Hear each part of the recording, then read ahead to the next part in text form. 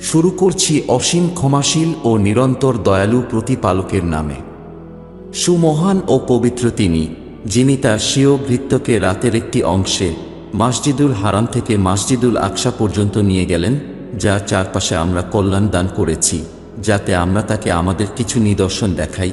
তিনি মহান শ্রোতা ও মহান দ্রষ্টা। আর আমি মূসাকে ঐশী গ্রন্থ প্রেরণ করেছিলাম এবং এটিকে ইসরায়েলের সন্তানদের জন্য সত্য পথের উৎস করে দিয়েছিলাম যে আমাকে ব্যতীত অন্য কাউকে তোমাদের উপাস্য প্রতিপন্ন করবে না।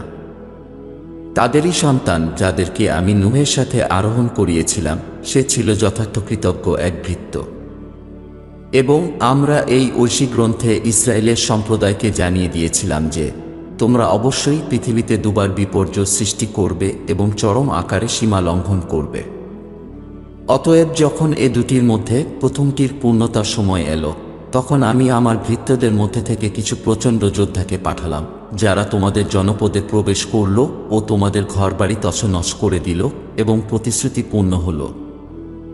অতঃপর আমি তোমাদের জন্য তাদের বিরুদ্ধে পালা ঘুরিয়ে দিলাম, তোমাদেরকে ধনসম্পদ ও সন্তানাদি দ্বারা সাহায্য করলাম এবং তোমাদেরকে জনসংখ্যার দিক দিয়ে একটা বিরাট বাহিনীতে পরিণত করলাম। যদি তোমরা ভালো কাজ করো তবে তা নিজের জন্যই করবে, আর যদি খারাপ কাজ করো তাহলে সেটাও নিজেদের জন্যই করবে। অতঃপর যখন দ্বিতীয় প্রতিশ্রুতির সময় এলো, তখন তোমাদের হীন দশায় পরিণত করার জন্য তারা মসজিদে প্রবেশ করেছিল যেভাবে প্রথমবার প্রবেশ করেছিল, এবং তারা যা তাদের সম্মুখে দেখেছে তা ধ্বংস করে দিয়েছে। সম্ভবত তোমাদের পালনকর্তা তোমাদের প্রতি অনুগ্রহ করবেন, আর যদি তোমরা ফিরে যাও তবে আমরাও একইভাবে ফিরে আসব। বস্তুত আমরা নরককে অবিশ্বাসীদের জন্য কারাগার বানিয়েছি। প্রকৃতপক্ষে এই কুরআন সেই পথের দিকে পরিচালিত করে যেটি সবচেয়ে সঠিক ও আস্থাশীলদেরকে সুসংবাদ প্রদান করে যারা ভালো কাজ করে, আর তাদের জন্য রয়েছে মহাপুরস্কার। আর যারা পরকালে বিশ্বাস করে না, তাদের জন্য আমি যন্ত্রণাদায়ক শাস্তি প্রস্তুত করে রেখেছি। এবং মানুষ মন্দের জন্য সেভাবে প্রার্থনা করে যেমন ভাবে সে ভালোর জন্য প্রার্থনা করে। মানুষ খুব তাড়াহুড়ো করে থাকে। আর আমরা রাত ও দিনকে দুটি নিদর্শন করেছি, অতঃপর রাতের রূপকে মুছে দিয়েছিলাম ও দিনের রূপকে উজ্জ্বল করেছিলাম, যাতে তোমরা তোমাদের পালনকর্তার অনুগ্রহ অন্বেষণ করতে পারো, যাতে তোমরা বছরের সংখ্যা এবং হিসাব করতে পারো। এবং আমরা সবকিছুই বিস্তারিতভাবে বর্ণনা করেছি। আর আমি প্রত্যেক মানুষের অশুভ লক্ষণকে তার গলায় পরিয়ে দিয়েছি, এবং বিচার দিবসে আমরা তা বের করব, যা সে তার সামনে খোলা এক পুস্তক আকারে দেখতে পাবে। আমরা তাকে আদেশ দেব যে আজ তোমার নিজের কার্যক্রম পাঠ করো, তোমার হিসাবের জন্য এটাই যথেষ্ট। যে সঠিক পথ অবলম্বন করে সে কেবল নিজের উপকারের জন্যই তা করে, আর যে পথ ভ্রষ্ট হয় তার উপরই তার ভার বর্তায়। আর যে তার পাপাচারের বোঝা বহন করবে সে অন্যের বোঝা বহন করবে না। এবং আমরা ততক্ষণ পর্যন্ত শাস্তি প্রেরণ করি না যতক্ষণ না কোনো রসুল পাঠানো হয়। আর যখন আমরা কোনো জনপদকে ধ্বংস করতে চাই, তখন আমরা সেখানকার সমৃদ্ধ লোকদেরকে আদেশ করি এবং তারা অবাধ্যতা করে, তখন তাদের উপর শাস্তি দেওয়া নির্ধারিত হয়ে যায়, আর আমরা তাকে ধ্বংস করি। আর নূহের পর কত জাতিকে ধ্বংস করে দিয়েছি, এবং আপনার পালনকর্তাই তার ভৃত্যদের পাপাচার সম্পর্কে অবগত ও অবহিতের জন্য যথেষ্ট।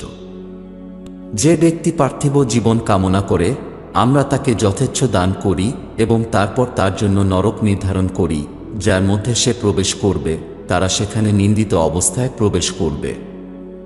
আর যারা পরকাল কামনা করে ও আস্থাশীল অবস্থায় তার জন্য যথাযথ চেষ্টা সাধনা করে, এমন মানুষদের চেষ্টা স্বীকৃত হয়ে থাকে। আমরা তাদের প্রত্যেককে আপনার পালনকর্তার অনুগ্রহে সাহায্য করি, এবং আপনার পালনকর্তার অনুগ্রহ কারো একার জন্য সীমাবদ্ধ নয়। দেখুন আমরা কিভাবে কতিপয় মানুষকে অন্যদের উপর শ্রেষ্ঠত্ব দিয়েছি, এবং পরকাল মর্যাদায় মহান ও শ্রেষ্ঠত্বের দিক থেকে অতীব উত্তম। পালনকর্তার সাথে কোনো উপাস্য স্থির করো না, অন্যথায় দোষী হয়ে ও অসহায় অবস্থায় থেকে যাবে। আর তোমার পালনকর্তা আদেশ করেছেন যে তুমি তাকে ছাড়া অন্য কারো উপাসনা করো না, এবং পিতামাতার সাথে সদ্ব্যবহার করো, যদি তাদের একজন বা উভয়েই তোমার কাছে বার্ধক্যে উপনীত হয়, তবে তাদেরকে বিরক্তিসূচক শব্দ যেন বলবে না এবং তাদের তিরস্কার করবে না ও তাদের সাথে সম্মানের সাথে কথা বলবে এবং তাদের সামনে স্নেহ ও মমতার সাথে মাথা নত করো ও বলো, হে প্রভু, তাদের উভয়ের প্রতি আশীর্বাদ ও অনুগ্রহ তেমনভাবে বর্ষণ করুন যেমনভাবে তারা আমাকে শৈশবে লালন পালন করেছেন। তোমাদের অন্তরে যা আছে তা তোমাদের পালনকর্তাই ভালো জানেন। যদি তোমরা সংযমী হয়ে থাকো তবে তিনি অনুতপ্ত হয়ে ক্ষমা প্রার্থনাকারীদের জন্য অত্যন্ত ক্ষমাশীল।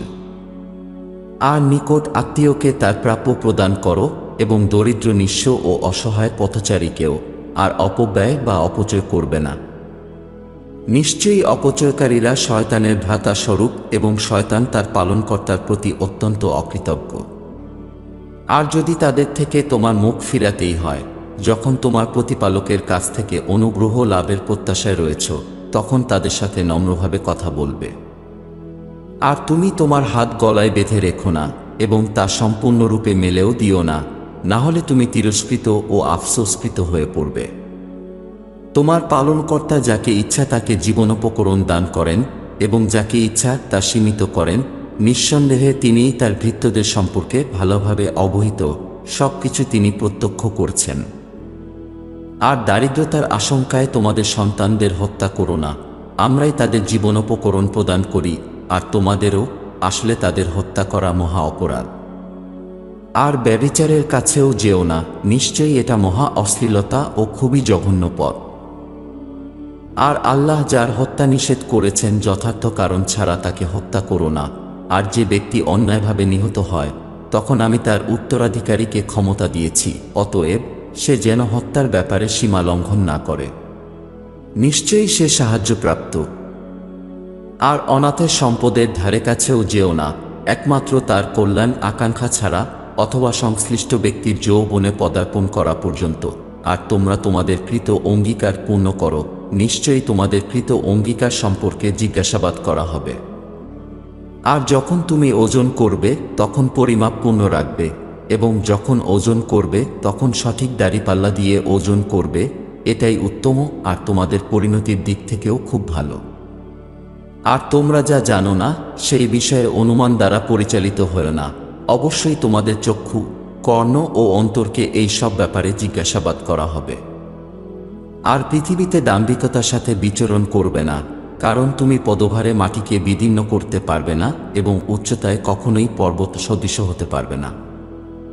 প্রতিপালক এসবের মধ্যে প্রত্যেকটি মন্দকে অপছন্দ করেন। এটা ওই প্রজ্ঞার অন্তর্ভুক্ত যা আপনার পালনকর্তা আপনাকে প্রত্যাদেশ স্বরূপ দান করেছেন। প্রতিপালকের সাথে অন্য কোনো উপাস্য প্রতিপন্ন করবেন না, তাহলে দাগী আসামি হয়ে ও প্রতিপালকের অনুগ্রহ থেকে বিতাড়িত অবস্থায় নরকে নিক্ষিপ্ত হবেন। তোমাদের পালনকর্তা কি তোমাদের জন্য পুত্র সন্তান নির্ধারিত করেছেন এবং নিজের জন্য তার দূতদেরকে কন্যা রূপে গ্রহণ করেছেন? নিশ্চয়ই তোমরা এক চরম কলঙ্কজনক আলোচনা শুরু করেছ। আর নিশ্চয়ই আমরা পুঙ্খানুপুঙ্খভাবে এই কুরআনে বারংবার বিভিন্নভাবে ব্যাখ্যা করেছি যাতে তারা উপদেশ গ্রহণ করতে পারে, কিন্তু তাদের বিদ্বেষ আরও বাড়িয়ে দিয়েছে। আপনি বলুন যে যদি তার সাথে অন্য উপাস্য থাকত যেমনটি তারা বলে থাকে, তবে তারা অবশ্যই আরশের মালিকের কাছে পৌঁছানোর পথ খুঁজে পেত। তিনি নিখুঁত ও পবিত্র এবং তারা যা বলে তা থেকে শ্রেষ্ঠতর। সপ্ত গগনলোক, পৃথিবী ও তাদের মধ্যে যা কিছু আছে সবই তার পবিত্রতা ও মহিমা বর্ণনা করে এবং এমন কোনো বিষয়বস্তু নেই যা তার প্রশংসা করে না, কিন্তু তোমরা তার মহিমা অনুধাবন করতে পারো না। বস্তুত তিনি পরম সহনশীল ও পরম ক্ষমাশীল।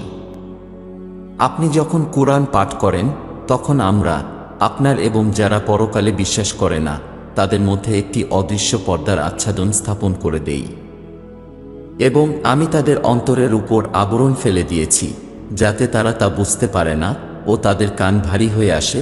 এবং যখন আপনি কুরআনে আপনার একক ও অদ্বিতীয় পালনকর্তার কথা উল্লেখ করেন তখন তারা মুখ ফিরিয়ে নেয় ঘৃণার সাথে। যখন তারা কান পেতে তোমার কথা শ্রবণ করে তখন তারা কেন তা শ্রবণ করে আমরা তা ভালো করেই জানি, এবং আমরা এটাও জানি যখন এই নিষ্ঠুর সীমালঙ্ঘনকারীরা ফিসফিস করে বলে যে তোমরা তো একজন জাদুগ্রস্ত মানুষের অনুসরণ করছো। দেখো, তারা তোমার তুলনা করে, যার কারণে তারা পথভ্রষ্ট হয়েছে, যে কারণে তারা আর পথ খুঁজে পায় না। আর তারা বলে, আমরা যখন হাড় মাটি হয়ে যাব তখন কি পুনরুত্থিত হব? বলুন, যদি তোমরা পাথর বা লোহা হয়ে যাও তবুও পুনরুত্থিত হবেই, অথবা এমন কোনো কঠিন বস্তু যা তোমাদের জ্ঞানের বাইরে, তথাপি তারা বলবে, আমাদেরকে পুনর্বার কে সৃষ্টি করবে? বলুন, যিনি তোমাদেরকে প্রথমবার সৃজন করেছেন তিনিই। অতঃপর তারা আপনার সামনে মাথা অবনত করবে ও বলবে, কবে তা সংঘটিত হবে? বলুন, সম্ভবত শীঘ্রই হতে চলেছে। যেদিন তোমাকে ডাকবেন তখন তুমি তার প্রশংসায় সাড়া দেবে এবং মনে করবে যে তুমি খুব অল্প সময়ের জন্য সেখানে ছিলে। আমার ভৃত্যদের বলুন, এমনভাবে কথা বলবে যা সর্বোত্তম। নিশ্চয়ই শয়তান তাদের মধ্যে বিপর্যয় সৃষ্টি করে। প্রকৃতপক্ষে শয়তান মানুষের প্রকাশ্য শত্রু। তোমাদের পালনকর্তা তোমাদের সম্পর্কে অধিক অবগত।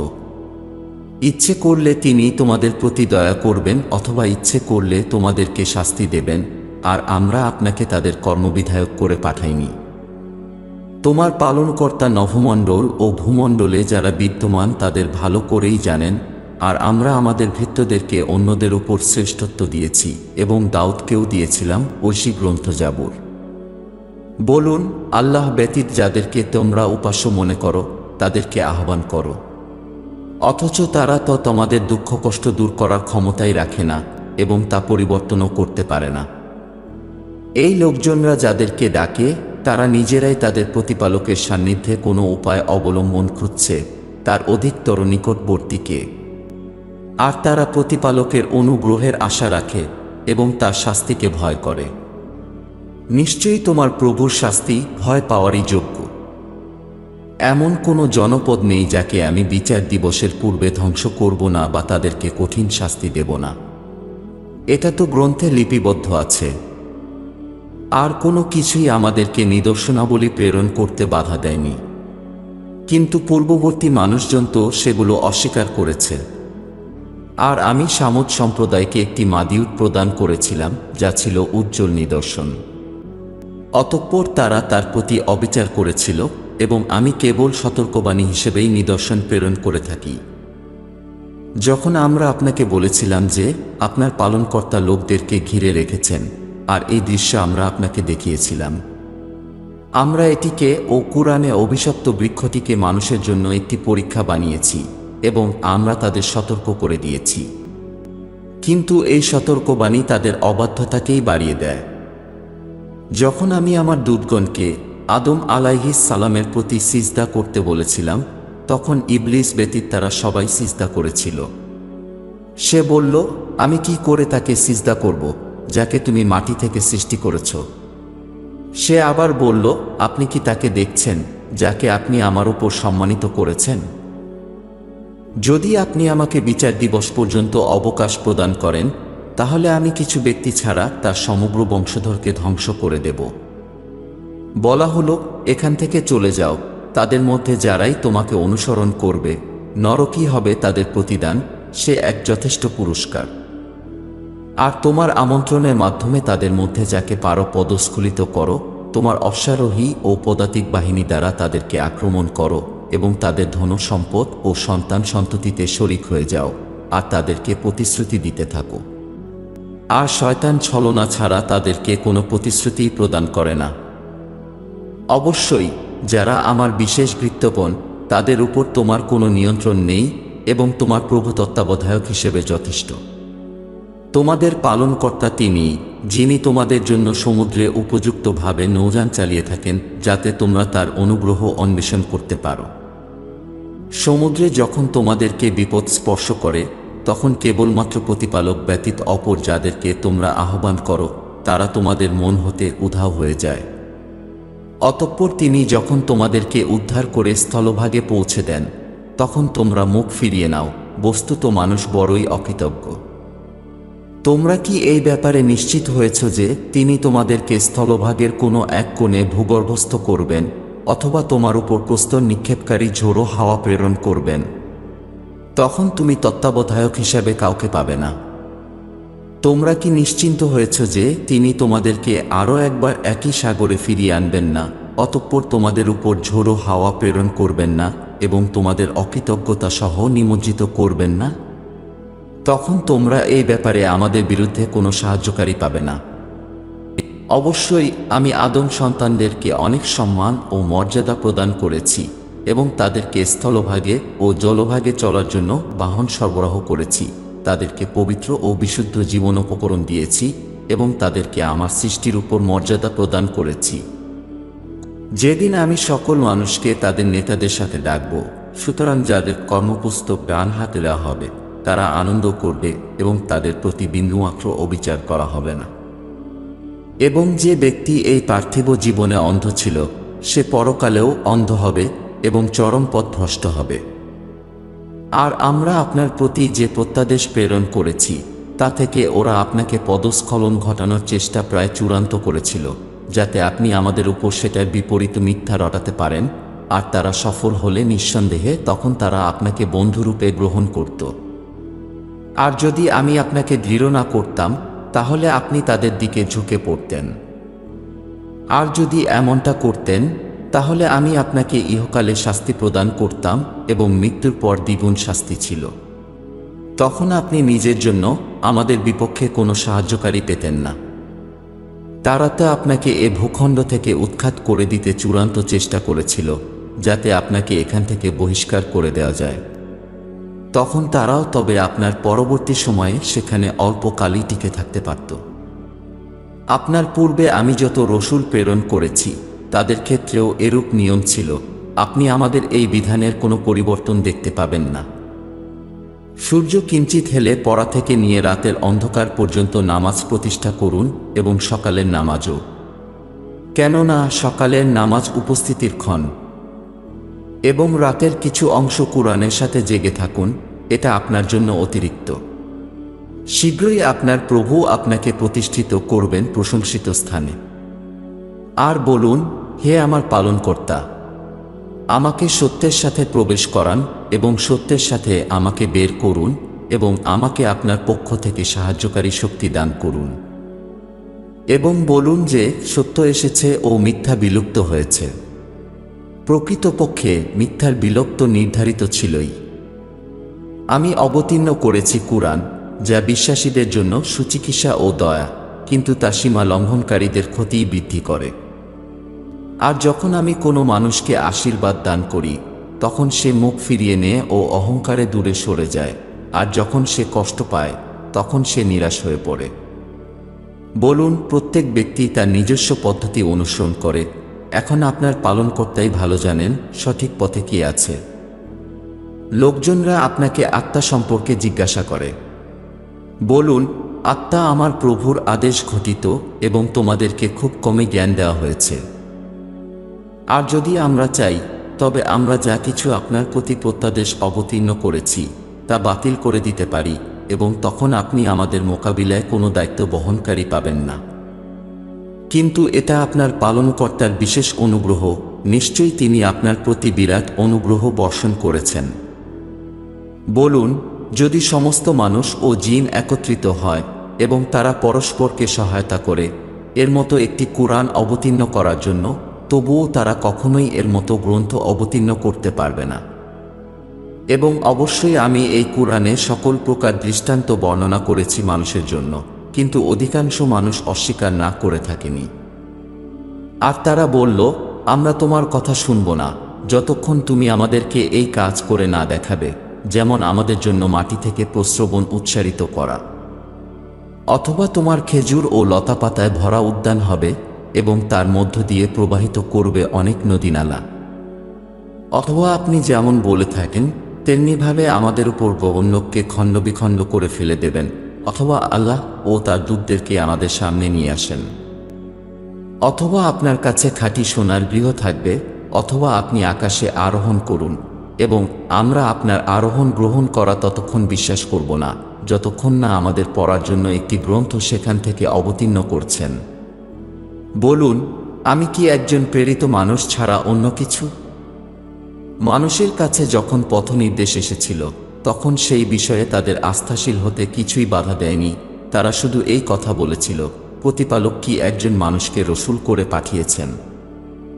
বলুন, যদি পৃথিবীতে প্রভুদূত থাকত যারা শান্তি ও স্বাচ্ছন্দ্যে চলাফেরা করত, আমরা অবশ্যই তাদের কাছে আকাশ থেকে একজন প্রভুদূতকেই রসূল রূপে প্রেরণ করতাম। বলে দিন, আমার ও তোমাদের মধ্যে সাক্ষী হিসাবে একমাত্র প্রতিপালকই যথেষ্ট। নিঃসন্দেহে তিনি তার ভৃত্যদেরকে ভালো করেই জানেন এবং ভালোভাবে দেখছেন। আর আল্লাহ যাকে পথ দেখান সে সৎ পথে চলে, আর যাকে তিনি ভ্রান্ত পথে পরিত্যাগ করেন, তখন আপনি প্রতিপালক ব্যতীত কোনো সাহায্যকারী পাবেন না তার জন্য। আমরা বিচার দিবসে এমন লোকদের সাথে কথাও বলবো না যারা অন্ধ, বোবা ও বধির। তাদের আবাস নরক। যখনই তা স্তিমিত হয়ে আসবে, তখনই আমরা তাদের জন্য বৃদ্ধি করব প্রজ্বলিত আগুনের শিখাকে। এটিই তাদের শাস্তি, কারণ তারা আমার নিদর্শনসমূহকে অস্বীকার করেছিল এবং বলেছিল, যখন আমরা হাড়গোড় ও ধুলোকণায় পরিণত হয়ে যাব, তখন কি আমাদেরকে সত্যি এক নতুন সৃষ্টি হিসাবে ওঠানো হবে? তারা কি পর্যবেক্ষণ করে দেখেনি যে আল্লাহ, যিনি নভমণ্ডল ও ভূমণ্ডল সৃষ্টি করেছেন, তিনি তাদের অনুরূপ সৃষ্টি করতেও সক্ষম এবং তিনি তাদের জন্য একটি সময়কাল নির্ধারিত করে রেখেছেন যাতে কোনো সন্দেহ নেই। তবুও অত্যাচারীরা শুধু অকৃতজ্ঞতায় দৃঢ় সংকল্প থাকে। আপনি বলে দিন যে, যদি তোমরা আমার প্রতিপালকের অতলস্পর্শী অনুগ্রহ ভাণ্ডারেরও মালিক হতে, তবুও তা ব্যয় হওয়ার ভয় বন্ধ করে দিতে, আর মানুষ বড়ই কৃপণ। আমি মূসাকে 9টি প্রকাশ্য নিদর্শন দান করেছি। আপনি ইসরায়েলের সন্তানদেরকে জিজ্ঞাসা করুন, যখন তিনি তাদের কাছে আগমন করেন, তখন ফিরাউন তাকে বলল, হে মূসা, আমার ধারণায় তুমি তো জাদুগ্রস্ত। মূসা বললেন, তুমি জানো যে এই নিদর্শনগুলো আকাশমণ্ডলী ও ভূমণ্ডলের পালনকর্তার দ্বারা অবতীর্ণ হয়েছে অন্তর্দৃষ্টির মাধ্যম হিসাবে। আর হে ফিরাউন, আমি আশঙ্কা করছি তুমি ধ্বংস হতে চলেছ। সে এই দেশ থেকে বিতাড়িত করে দিতে চেয়েছিল, কিন্তু আমি তাকে ও তার সঙ্গীদেরকে সমুদ্রে নিমজ্জিত করে দিয়েছিলাম। অতঃপর আমি ইসরায়েলের সম্প্রদায়কে বললাম, এ দেশেই বসবাস করো। অবশেষে যখন পরকালের প্রতিশ্রুতি আসবে, তখন আমি তোমাদের একত্রিত করব এবং আমি এটি সত্যসহ অবতীর্ণ করেছি ও এটি সত্যের সাথে অবতীর্ণ হয়েছে। আর আমি তোমাকে প্রেরণ করেছি সুসংবাদদাতা ও সতর্ককারী হিসাবে। আর আমি কুরআনকে খণ্ড খণ্ডভাবে অবতীর্ণ করেছি, যাতে আপনি এটিকে মানুষের সামনে পাঠ করতে পারেন, এবং আমি একে পর্যায়ক্রমে অবতীর্ণ করেছি। আপনি বলুন, তোমরা কুরআনকে মান্যতা দাও অথবা অমান্য করো, যাদেরকে এর জ্ঞান দান করা হয়েছে। যখন তাদের কাছে এর পাঠ করা হয়, তখন তারা নতমস্তকে সিজদায় লুটিয়ে পড়ে আর বলে, আমাদের পালনকর্তা পবিত্র। প্রকৃতপক্ষে আমাদের পালনকর্তার প্রতিশ্রুতি পূর্ণ হবেই। আর তারা ক্রন্দন করতে করতে লুটিয়ে পড়ে এবং এইভাবে তাদের বিনয় আরও বৃদ্ধি পায়। আপনি বলে দিন, তাকে আল্লাহ বলে ডাকো বা রহমান বলে ডাকো, যে নামই ডাকো না কেন, তার সমস্ত নামই অতি উত্তম, এবং তোমরা নামাজ খুব উচ্চস্বরে বা খুব নিম্নস্বরে পাঠ করবে না, বরং এ তদুভয়ের মধ্যপন্থা অবলম্বন করবে। আর আপনি বলে দিন, সমস্ত প্রশংসা প্রতিপালকের, যিনি না গ্রহণ করেছেন কোনো সন্তান, আর না আছে তার সার্বভৌমত্বে কোনো অংশীদার, আর না তিনি কোনো দুর্বলতার কারণে মিত্র গ্রহণ করেছেন। তিনি দুর্দশাগ্রস্ত হন না যে সেই কারণে তার অভিভাবকের প্রয়োজন হতে পারে, সুতরাং সসম্ভ্রমে তার মাহাত্ম্য ঘোষণা করুন। শুরু করছি অসীম ক্ষমাশীল ও নিরন্তর দয়ালু প্রতিপালকের নামে। সমস্ত প্রশংসা প্রতিপালকের, যিনি তার ভৃত্যের উপর ঐশী গ্রন্থ অবতীর্ণ করেছেন এবং তাতে কোনো রকম ঘাটতি রাখেননি।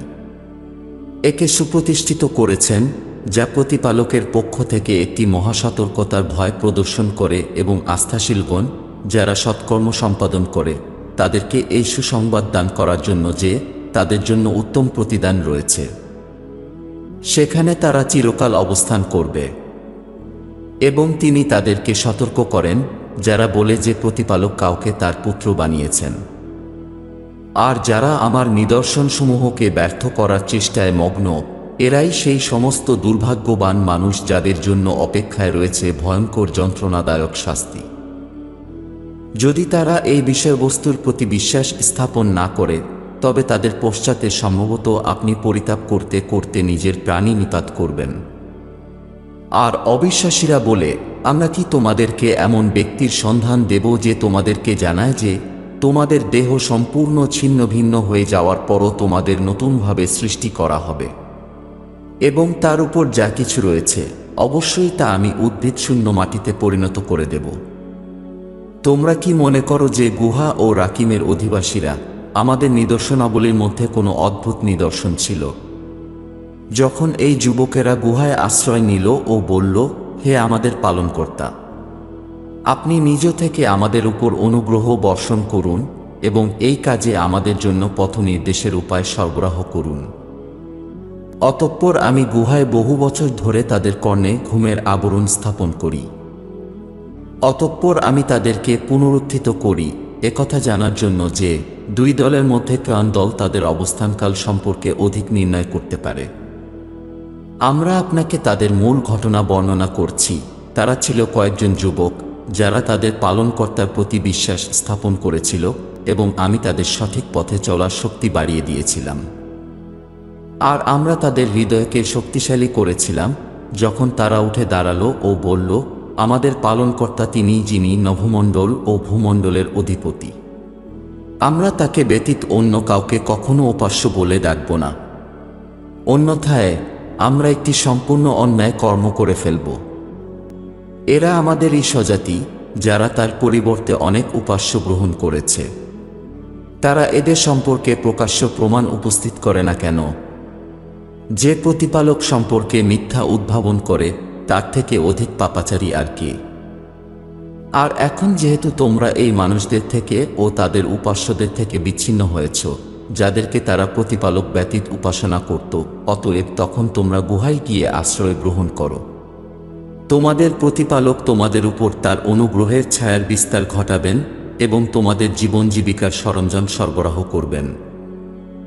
আর আপনি দেখতে পাবেন যে যখন সূর্য উদিত হয় তখন তাদের গুহার ডান দিকে ঘুরে যায়, এবং যখন অস্ত যায় তখন তাদের কাছ থেকে সূর্য বাম দিকে চলে যায় এবং তারা একটি প্রশস্ত জায়গায় ঘুমাচ্ছে। এটা পালনকর্তার নিদর্শনসমূহের অন্তর্ভুক্ত। প্রতিপালক যাকে পথ দেখান তিনিই সঠিক পথপ্রাপ্ত, এবং যাকে তিনি ভ্রষ্ট পথে পরিত্যাগ করেন আপনি তার জন্য কোনো সাহায্যকারী ও পথপ্রদর্শক মিল করতে পারবেন না। আর যদি তুমি তাদের দেখতে, তখন মনে করতে যে তারা জেগে আছে অথচ তারা ঘুমাচ্ছে, এবং আমরা তাদের ডানে ও বামে ঘুরিয়ে পার্শ্ব পরিবর্তন করে দিতাম, আর তাদের কুকুরটি সম্মুখের পাদটি গুহার দ্বারে বাড়িয়ে বসে আছে। যদি আপনি তাদের দিকে তাকাতেন তাহলে ভয়ে আপনি পলায়ন করতেন এবং তাদের ভয়ে আপনি আতঙ্কিত হয়ে পড়তেন। এবং আমরা তাদেরকে এভাবেই জাগ্রত করেছি যেন তারা পরস্পরকে জিজ্ঞেস করে। তাদের মধ্যে একজন বলল, তোমরা এখানে কতদিন ছিলে? তারা বলল, আমরা অবশ্যই একদিন বা একদিনের কিছু অংশ ছিলাম। কেউ কেউ বলল, তোমাদের পালনকর্তাই ভালো জানেন তোমরা কতকাল অবস্থান করেছ। এখন তোমাদের একজনকে তোমাদের এই মুদ্রাসহ শহরে প্রেরণ করো, সে যেন দেখে কোন খাদ্য পবিত্র ও উত্তম, অতঃপর তা থেকে যেন কিছু খাদ্য নিয়ে আসে তোমাদের জন্য। তার অবশ্যই বুদ্ধিমত্তার সাথে কাজ করা উচিত এবং অন্য কাউকে তোমাদের সম্পর্কে জানতে দেওয়া উচিত নয়। নিশ্চিতভাবে যদি তারা তোমাদের সম্পর্কে জানতে পারে তবে তারা তোমাদেরকে প্রস্তর বর্ষণ করে অথবা তোমাদেরকে তাদের ধর্মে ফিরিয়ে নেবে, এবং এভাবে তোমরা কখনোই সফল হবে না। আর এভাবেই আমি মানুষদেরকে তাদের সম্পর্কে অবহিত করেছিলাম যাতে তারা জানতে পারে যে প্রতিপালকের প্রতিশ্রুতি সত্য ও পুনরুত্থান সম্পর্কে কোনো সন্দেহ নেই। এটা সেই সময়ের কথা যখন মানুষজন তাদের সম্পর্কে নিজেদের মধ্যে বিতর্ক করছিল। তখন কিছু ব্যক্তি বলল, তাদের উপর একটি স্মৃতিসৌধ নির্মাণ করো। তাদের প্রভু তাদের বিষয়ে ভালো জানেন। তাদের কর্তব্য বিষয়ে যারা বিজয়ী হয়েছিল তারা বলল, আমরা তাদের পাশে একটি মসজিদ নির্মাণ করব। শীঘ্রই কিছু মানুষ অজানা বিষয়ে অনুমানের উপর ভিত্তি করে বলবে যে তাদের মধ্যে 3 জন মানুষ ছিল ও চতুর্থটি তাদের কুকুর ছিল, অথবা কেউ কেউ বলবে যে তাদের মধ্যে 5 জন ব্যক্তি ছিল ও ষষ্ঠটি ছিল তাদের কুকুর। আবার কতিপয় বলবে 7 জন মানুষ ছিল ও অষ্টমটি তাদের কুকুর ছিল। বলুন, আমার প্রতিপালকই তাদের সংখ্যা ভালো জানেন এবং তাদের সংখ্যা সম্পর্কে খুব কম লোকই জানে। সুতরাং সাধারণ কথোপকথন ব্যতীত তাদের সম্পর্কে লোকদের সাথে বিতর্কে লিপ্ত হবেন না এবং তাদের সম্পর্কে এদের কাউকে জিজ্ঞাসা করবেন না। আর কোনো কিছুর ব্যাপারে বলো না যে আমি আগামীকাল তা করব। কিন্তু যদি প্রতিপালক চান এবং যখনই আপনার স্মৃতিভ্রম ঘটে তবে আপনার পালনকর্তাকে স্মরণ করুন। আর আপনি বলুন, আশা করা যায় যে আমার প্রভু আমাকে এমন কিছুর পথ দেখাবেন যা প্রজ্ঞা ও সঠিক পথ প্রাপ্তির আরও কাছাকাছি। আর তারা গুহায় ছিল 300 বছর, আর এর সাথে যুক্ত হয়েছিল আরও 9 বছর। বলুন, প্রতিপালকই ভালো জানেন তারা কতদিন ছিল। নভমণ্ডল ও ভূমণ্ডলের সমস্ত অদৃশ্য তারই, তিনি কতই মহান যিনি দেখেন ও শ্রবণ করেন। এই মানুষদের প্রতিপালক ব্যতীত কোনো অভিভাবক নেই এবং তিনি তার আদেশে কাউকেই শরিক করেন না। ঐশী গ্রন্থের মাধ্যমে আপনার পালনকর্তার পক্ষ থেকে আপনার প্রতি যা অবতীর্ণ হয়েছে তা পাঠ করুন। তার বাক্যকে পরিবর্তন করার কেউ নেই, আর আপনি তাকে ছাড়া কোনো আশ্রয় পাবেন না। যারা সকাল সন্ধ্যায় তাদের পালনকর্তাকে স্মরণ করে ও তার সন্তুষ্টি কামনা করে, আপনি তাদের প্রতি ধৈর্য ধারণ করুন। আর পার্থিব সাজসজ্জা অন্বেষণে তাদের থেকে চোখ ফিরিয়ে নেবেন না। আর যার অন্তরকে আমি আমার স্মরণ থেকে অমনোযোগী করে রেখেছি ও যে আত্মপ্রবৃত্তির অনুসরণ করে এবং যার কার্যকলাপই সীমা অতিক্রম করা, তার আনুগত্য করবেন না। আর আপনি বলে দিন, সত্য তো আমাদের পালনকর্তার পক্ষ থেকে আগত। অতএব যার ইচ্ছা সে বিশ্বাস স্থাপন করুক, যার ইচ্ছা সে অমান্য করুক। আমি সীমালঙ্ঘনকারীদের জন্য অগ্নি প্রস্তুত করে রেখেছি, যার বেষ্টনী তাদেরকে পরিবেষ্টন করে থাকবে। যদি তারা পানীয় প্রার্থনা করে, তবে পূজের ন্যায় পানীয় দেওয়া হবে, যা তাদের মুখমণ্ডল দগ্ধ করবে। কতই না নিকৃষ্ট সেই পানীয় ও খুবই মন্দ সেই আশ্রয়স্থল। নিশ্চয়ই যারা বিশ্বাস স্থাপন করেছে ও সুকর্ম করে, আমি তাদের পুরস্কার প্রদান করি। নিশ্চয়ই আমরা সৎকর্মশীলদের প্রতিদান নষ্ট করি না। এরা সেসব মানুষ যাদের জন্য রয়েছে অনন্তকালীন স্বর্গীয় উদ্যান, যার তলদেশে নদীধারা প্রবাহিত হবে এবং তারা সেখানে স্বর্ণের কঙ্কনে অলঙ্কৃত হবে। তারা সবুজ রেশমের সূক্ষ্ম ও পুরু পোশাক পরবে এবং তারা সুসজ্জিত আসনে হেলান দিয়ে বসে থাকবে। তাদের প্রতিদান কতই না উত্তম, আর তাদের বিশ্রামস্থল কতই না চমৎকার। এই মানুষদের সামনে আপনি এই 2 ব্যক্তির উদাহরণ পেশ করুন। আমি তাদের একজনকে 2টি আঙ্গুরের উদ্যান দিয়েছিলাম এবং তার চারপাশে খেজুর বৃক্ষ পরিবেষ্টন করেছিল এবং এই 2-এর মধ্যবর্তী স্থলকে করেছিলাম শস্যক্ষেত্র। এই 2টি বাগানে অত্যধিক ফসল উৎপন্ন হতো এবং সেখানকার কিছুই নষ্ট হতো না, এবং আমি তাদের মধ্যবর্তী স্থলে ছোট ছোট খাল তৈরি করে দিয়েছিলাম। আর তার কাছে প্রচুর ধন সম্পদ ছিল। কথা প্রসঙ্গে সে তার সঙ্গীকে বলল, আমি সম্পদের দিক থেকে তোমার চেয়ে বিত্তশালী ও শক্তির দিক থেকে তোমার চেয়ে বেশি মজবুত। এবং সে তার বাগানে প্রবেশ করল যখন সে নিজের প্রতি অবিচারী হয়ে উঠেছিল ও বলল, আমি মনে করি না যে এই উদ্যান কখনো ধ্বংস হবে। আর আমি মনে করি না যে বিচার দিবস সংঘটিত হবে। আর যদি হয়েও থাকে এবং আমি আমার পালনকর্তার কাছে প্রত্যাবর্তন করি, তবে আমি সেখানে এর থেকেও উত্তম স্থান পাব। তার সঙ্গী তখন তাকে বলল, তুমি কি তাকে অস্বীকার করছো, যিনি তোমাকে প্রথমে মাটি থেকে সৃষ্টি করেছেন, তারপর শুক্রাণু থেকে, তারপর তোমাকে একজন পূর্ণাঙ্গ মানুষ রূপে ভূমিষ্ঠ করেছেন? কিন্তু আমি তো এ কথাই বলি, আমার প্রভু আল্লাহ ও আমি আমার প্রভুর সাথে কাউকে শরীকদার প্রতিপন্ন করি না। তুমি যদি সম্পদে ও সন্তানে আমাকে তোমার চেয়ে নিকৃষ্টতর মনে করো, তবে তুমি যখন তোমার বাগানে প্রবেশ করলে তখন কেন বললে না, পালনকর্তা যা চান তাই হয়, প্রতিপালকের সাহায্য ছাড়া কোনো শক্তি নেই? অতএব সেই সময় নিকটবর্তী যে যখন আমার পালনকর্তা আমাকে তোমার বাগানের থেকেও উত্তম দান করবেন এবং তোমার বাগানের উপর আকাশ থেকে বিদ্যুৎ বর্ষণ করবেন, ফলে তা উদ্ভিদ শূন্য হয়ে পরিষ্কার মাঠে পরিণত হয়ে যাবে। অথবা এখানকার জলস্তর এমনভাবে নিচে অবতরণ করবেন যার স্তর কোনোভাবেই তুমি তা আর অর্জন করতে পারবে না। সেই উদ্যানের ফলসমূহ আবদ্ধ করে ফেলা হলো।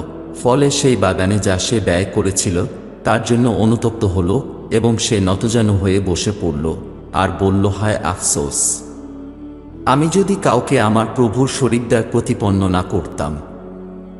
পালনকর্তা ব্যতীত তাকে সাহায্য করার কোনো মানুষ থাকল না এবং সে নিজেও প্রতিকার করতে পারল না। যে সমস্ত কর্তৃত্বই প্রতিপালকের অধীনস্থ, তিনি উত্তম প্রতিদান দাতা ও সর্বোত্তম পরিণাম দাতা। এবং আপনি এই মানুষদের সামনে জীবন জগতের উদাহরণ পেশ করুন যে আমি আকাশ থেকে বৃষ্টিধারা বর্ষণ করি, অতঃপর তা দিয়ে পৃথিবীর গাছপালা বেড়ে ওঠে, তারপর তা শুষ্ক হয়ে এমনভাবে চূর্ণবিচূর্ণ হয় যে যাকে বাতাস উড়িয়ে নিয়ে যায়। বস্তুত প্রতিপালক সবকিছুর উপর পূর্ণ ক্ষমতাবান। ধনসম্পদ ও সন্তান সন্ততি এই পার্থিব জীবনের সৌন্দর্য এবং সুকর্ম যার ফল স্থায়ী, তা তোমার পালনকর্তার কাছে পুরস্কার প্রাপ্তির জন্য শ্রেষ্ঠতর ও আশার দিক থেকেও অতি উত্তম। এবং যেদিন আমি পর্বতমালাকে স্থানান্তরিত করব ও আপনি ভূপৃষ্ঠকে একটি উন্মুক্ত প্রান্তর স্বরূপ দেখতে পাবেন এবং আমরা সবাইকে একত্রিত করব, কাউকেই আমরা রেহাই দেব না। আর তাদেরকে তোমার পালনকর্তার সামনে সারিবদ্ধভাবে হাজির করা হবে। আর তখন বলা হবে, যেভাবে আমি তোমাদেরকে প্রথমবার সৃষ্টি করেছিলাম তোমরা সেভাবে আমাদের কাছে প্রত্যাবর্তন করেছ। অথচ নিশ্চয়ই তোমরা ভেবেছিলে যে আমরা তোমাদের জন্য কোনো প্রতিশ্রুত সময় উপস্থাপন করব না। আর কর্মপুস্তক সামনে রাখা হবে এবং তোমরা লক্ষ্য করবে অপরাধীরা এর বিষয়বস্তু দেখে ভয় পাবে ও বলবে, হায় আমাদের দুর্ভাগ্য! এটা কি ধরনের কর্মপুস্তক, যা ক্ষুদ্র বৃহৎ কোনো কিছুই ত্যাগ করেনি, আগা গোড়া সবটাই লিপিবদ্ধ করেছে। আর মানুষজন যা কর্মকাণ্ড করেছে তারা সবাই নিজেদের সামনেই তা দেখতে পাবে। বস্তুত তোমার প্রভু কারো প্রতি অবিচার করেন না। আর যখন আমি প্রভুদূতদের বলেছিলাম আদমকে সিজদা করো, তখন ইবলিস ব্যতীত সবাই সিজদা করেছিল। সে ছিল জিনদের একজন, সে তার প্রভুর আদেশ অমান্য করল। অতএব তোমরা কি আমাকে পরিত্যাগ করে তাকে ও তার সন্তানদেরকে অভিভাবক নিযুক্ত করবে? অথচ তারা তোমাদের শত্রু। অত্যাচারীদের এই বিনিময় খুবই নিকৃষ্ট।